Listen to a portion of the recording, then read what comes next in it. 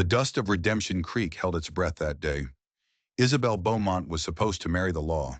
She was the town's jewel, about to be worn on the arm of its most powerful man, Sheriff Elias Thorne. The church bell promised a future of order, of a life carved out of the harsh Arizona territory. But the desert doesn't make promises, it keeps secrets. And on that day, a ghost walked out of the shimmering heat. A man with eyes that had seen a decade of solitude, and a heart that beat for a justice long dead. He was about to turn a holy union into a declaration of war, with a single kiss. The air inside the Redemption Creek Community Church was thick.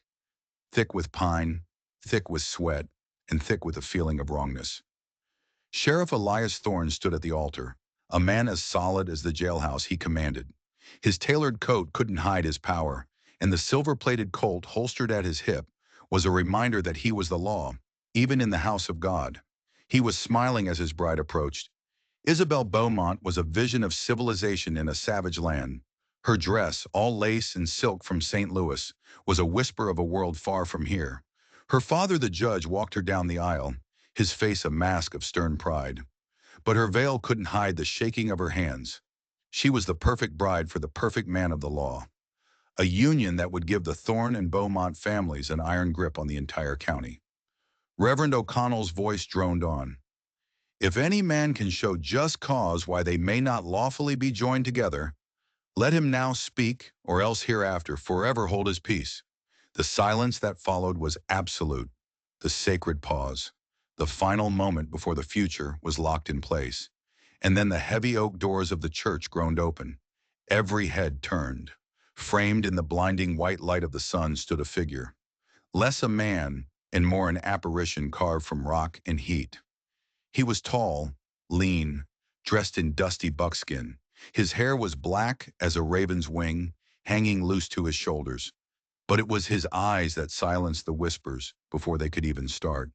They were black pits of startling intensity, a gaze that seemed to see right through the walls and into the souls of everyone present. He carried no pistol, just a long knife at his hip and an aura of profound, dangerous stillness. He was Apache. Sheriff Thorne's hand went to his gun. His deputy stood up, ready. The warrior took one step inside, his worn moccasins making no sound. His eyes ignored the lawmen, the judge, the gaping crowd. They settled on one person and one person only, the bride. Isabelle's heart hammered against her ribs. She didn't know him, but she knew that gaze. It was a terrifying familiarity, like a nightmare she'd forgotten she'd had. His voice when he spoke was raspy from disuse, but it carried to every corner of the church. I haven't seen a woman in 10 years, he said. The words hung in the stunned silence. He wasn't speaking to the crowd. He was speaking directly to her.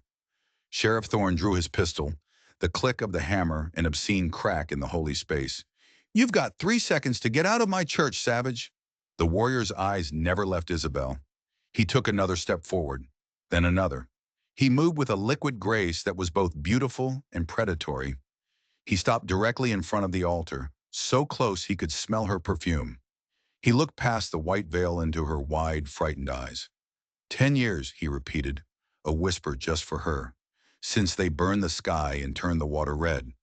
Before anyone could move, he reached out. His fingers, rough and calloused, hooked into the delicate lace of her veil. He lifted it. He leaned in and he kissed her. It wasn't a gentle kiss. It was a brand, fierce, possessive, and filled with a decade of silence and rage. It tasted of dust and sage, and a sorrow so profound it stole her breath. The church erupted in a collective gasp. The warrior pulled back. He turned his head slightly, his gaze finally acknowledging the red-faced, trembling sheriff. By the law of my people, he declared, his voice ringing with unshakable authority. A bride once claimed belongs to the claimant. This woman is now my wife. Thorne roared, a sound of pure animal fury, and leveled his pistol. You're a dead man. But the warrior was already moving. He spun, sweeping Isabelle off her feet and into his arms. He didn't run for the door. He launched himself toward the large open window at the side of the church. A gunshot exploded, plaster erupting from the wall just behind them. Isabelle screamed. He landed outside in a spray of dirt, never breaking stride. A lean Appaloosa horse stood waiting. He threw Isabel onto its back and vaulted up behind her. He kicked his heels into the animal's flanks, and they shot away from the church in a cloud of dust. Inside, Sheriff Elias Thorne stood on the altar, his face a mask of incandescent rage. His bride was gone. His authority was shattered. His wedding had just become the beginning of a war. The world was a blur of dust and terror. Isabel clung to the warrior, her white dress tearing and staining with the red Arizona dirt. The man behind her was a wall of hard muscle. He held the reins with one hand, the other wrapped firmly around her waist, pinning her against him as the horse navigated the treacherous land. The sounds of Redemption Creek faded, leaving only the thunder of hooves and her own panicked breathing. For hours they rode. The sun beat down. Her fine dress offered no protection. Just as she thought she would faint, he pulled the horse to a halt in a narrow canyon. He dismounted and lifted her down. Her legs buckled. He caught her easily, his grip like iron. "Who are you?" she demanded, her voice a reedy whisper. He ignored her, unstrapping a leather canteen and holding it out. Her raging thirst won out over her suspicion. She snatched it and drank greedily. "You are safer here than in that church," he said when she was finished. She laughed, a hysterical broken sound. "Safer? You kidnapped me from my own wedding. Elias will hunt you down and hang you for this." A flicker of a bitter smile touched his mouth. "He will try." He turned away and began gathering firewood. She watched him, her mind racing. This was no common outlaw. There was a discipline about him that was more unnerving than any threat. "Why me?" she asked, her voice pleading. "I don't even know you." He paused, his back still to her.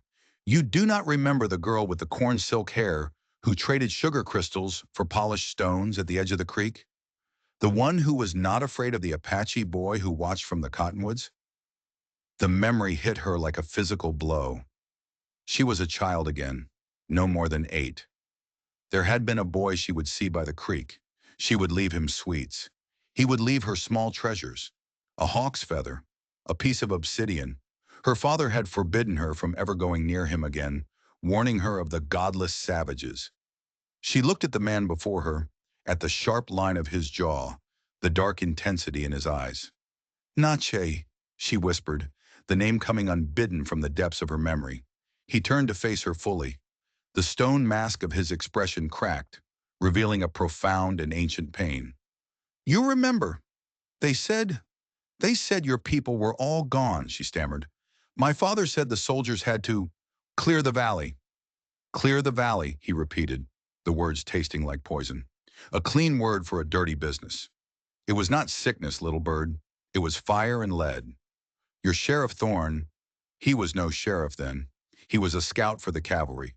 He led them into our winter camp. He led them there for silver dollars and the promise of land." Isabel sank to the ground, the world spinning. "No, Elias, he's a man of justice. There is the white man's justice, and there is the justice of the earth," Nachai said, his voice low and dangerous. "He and your father, the judge, they built their town on the ashes of my family. They built their fortunes on a map they took from my grandfather's body, a map to the old silver mines." He knelt before her, his proximity overwhelming. "I was a boy of 14. I watched from a cave. I watched them burn my world. I saw thorns stand over my sister's body and laugh. For 10 years I have lived with their faces burned behind my eyes. I have survived. I have waited." He reached out and gently touched a stray lock of her hair. "And I watched you. Why?" she pleaded, tears streaming down her dusty cheeks. "Why take me? This is your revenge, not mine." "When a man's clan is destroyed, he has nothing," Nachai said, his voice thick with emotion. "No past, no future. Thorne was going to build his legacy on you, his future. He was going to wash the blood off his hands by marrying the judge's daughter, the purest thing in that dirty town. I have taken his future, just as he took mine." He stood, his shadow falling over her. "He will come for you, and when he comes, he will bring his guilt with him. He will come to the place where it all began, and there justice will be done." Isabel stared up at him, her terror slowly being replaced by a horrifying understanding. She was not a hostage. She was the bait in a decade-old game of revenge. Back in Redemption Creek, Sheriff Elias Thorne was a man transformed. The calm, confident lawman was gone, replaced by a creature of pure rage.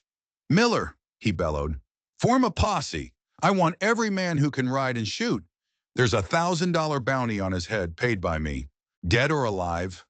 As his deputy rushed to rally the town, Thorne turned to Judge Bowmont. "Alistair," he growled, "you know who that was." The judge's face was ashen. "It can't be. They were all accounted for." "Not him," Thorne hissed. "The boy, Nache. He survived. I should have made sure. I should have gone back and put a bullet in him myself." The venom in his words was chilling. This wasn't a sheriff bringing a kidnapper to justice. This was a man tying up a loose end from a decade-old crime. A lynch mob on horseback thundered out of town, kicking up a plume of dust that choked the sky. Elias Thorne wasn't just chasing a kidnapper. He was riding to silence a ghost. Nache's existence threatened to unravel the lie Thorne had built his entire life on. Isabelle was just the bait that had drawn the ghost out of the wilderness. And now the ghost had to be destroyed. The hunt had become the final act of a 10-year-old massacre.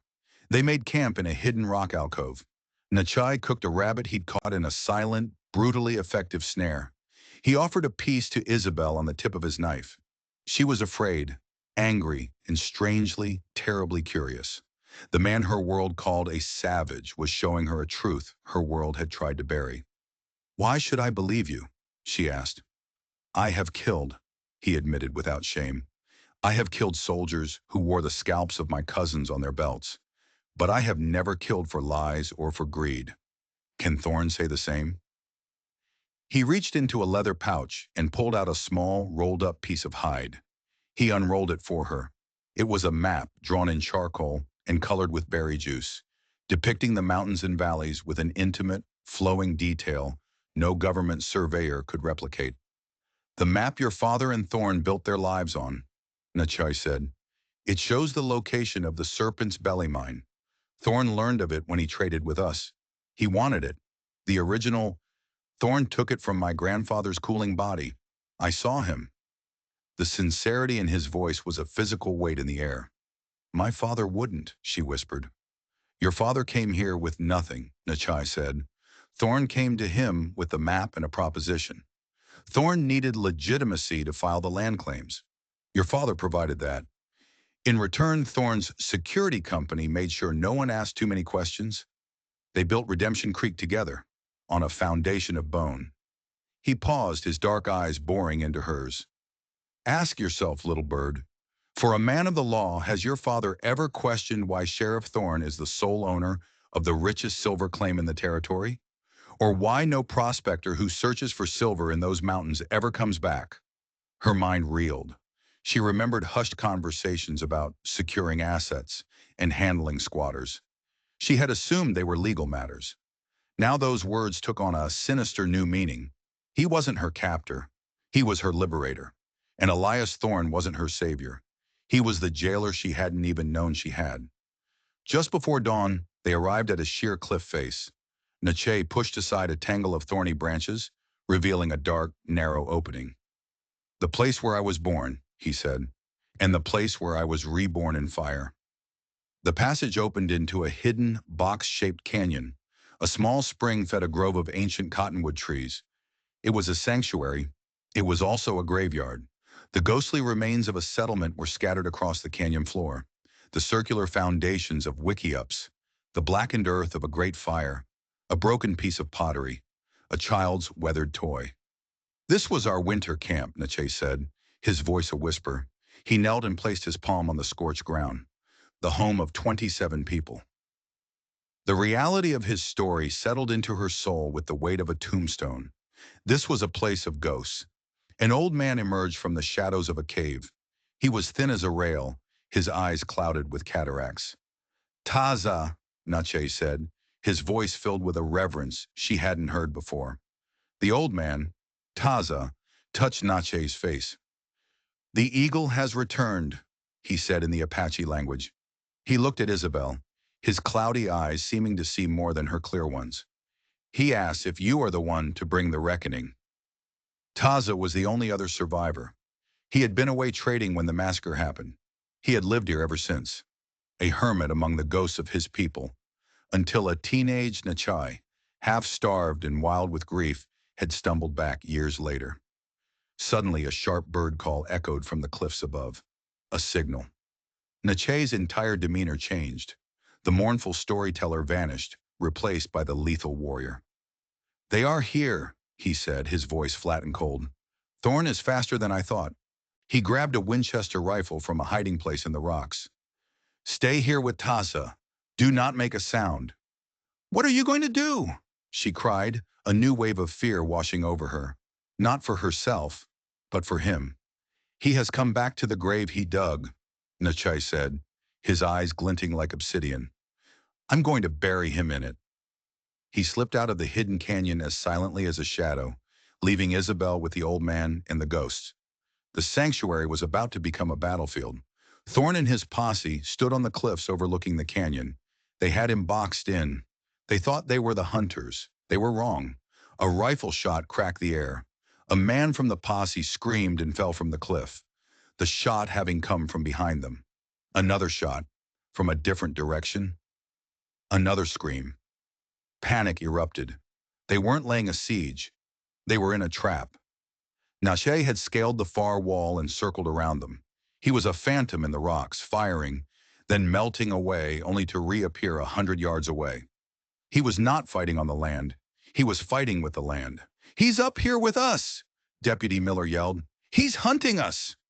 Nache was picking them off one by one, not always killing, but wounding, maiming, creating chaos and terror. The hunters had become the hunted. Down in the cave, Isabelle knew she couldn't just hide. She looked around and saw a tinderbox and a bundle of cloth strips coated in pitch. An idea, desperate and dangerous, sparked in her mind. She crept out to the grove of dry cottonwood trees. She struck a spark, blew it to a flame, and touched it to one of the pitch-soaked strips. She thrust the torch into a pile of dry leaves. The fire roared to life, racing through the undergrowth. A thick, greasy black smoke billowed upwards, choking the sky and obscuring the posse's vision. "It's the girl!" Thorn roared. "She's helping him!"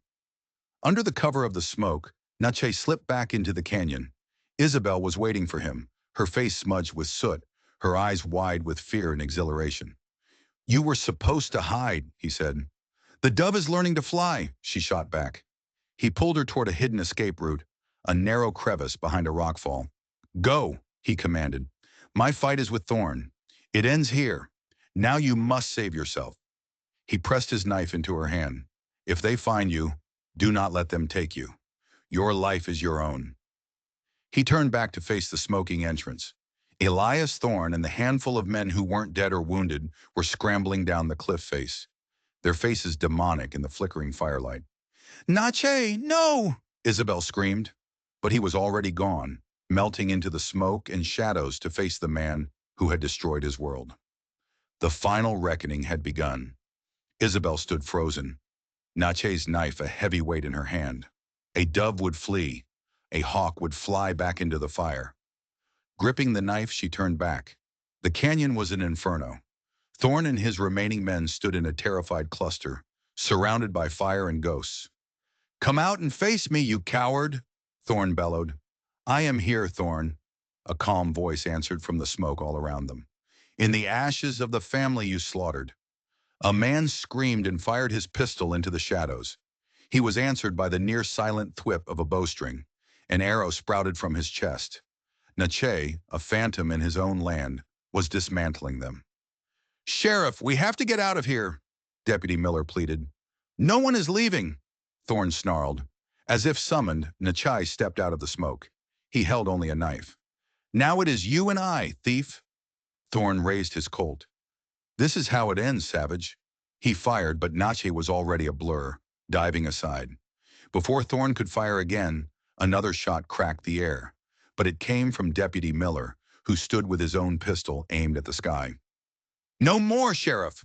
Miller cried. "This isn't law. This is murder."